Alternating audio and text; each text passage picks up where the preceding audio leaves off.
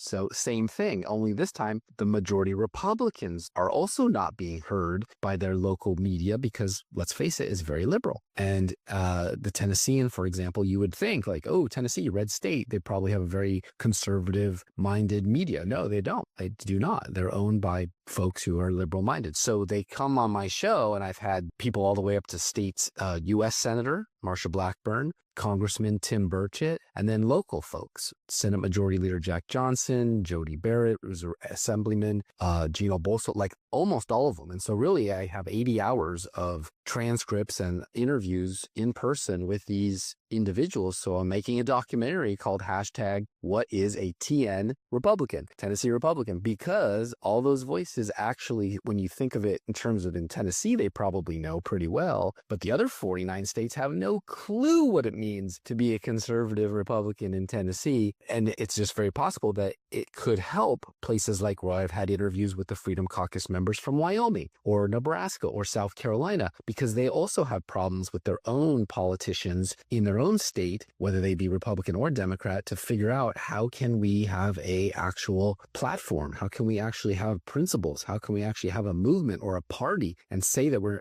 anything different than what CNN tells us we are? And that's the problem, is that they've created the narrative of who they are, and they haven't had an opportunity to say who they are themselves. I give them that. And that's why when I ask them to come on the show, odds are they'll say yes, because they understand that it's an environment where they actually can voice their opinions. I've had plenty of Democrats on, don't get me wrong, I'm just trying to give you an example. But when you start talking about the heartland and those state house issues, taxation, regulation, property taxes, clean water, fluoride, these type of things, you'll never hear a DC congressman go out in front of the cameras at CNN and talk about that back home. They only talk about big issues like the Iran-Israel fight, or, whether the National Guard can be used in LA when Gavin Newsom doesn't want it and Trump says yes.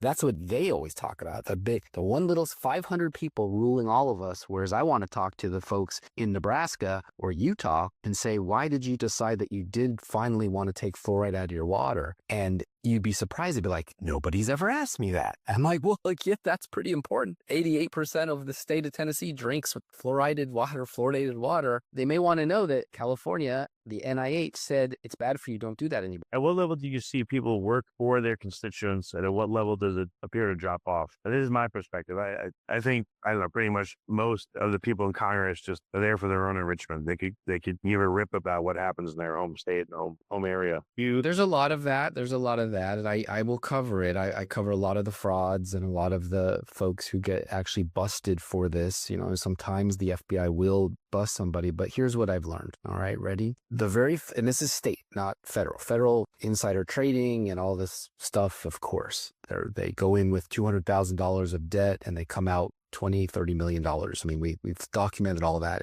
It happens. But at the state level, it's obviously, they talk about the good old boy network and the backroom deals and this, that, and the other thing, and which developer is doing this and that. Yes, but here's what I've learned that's, less accusatory and more like science-based. The very first term they go in there as a reformer, they listen to their constituents. They ran on something that the constituents wanted. They give it to them. They're very, very vocal that first term in office. The second one, it's about 50% their constituents and 50% the lobbyists who go up there and talk to them every single day, take them out to bourbon and steak dinners, start whispering in their ear about leadership positions and committees and all the wonderful things that they could do while they're there anyway. By the third term, they're 100% only. You never hear from them again in your hometown. They stop doing town halls. That's what I've learned.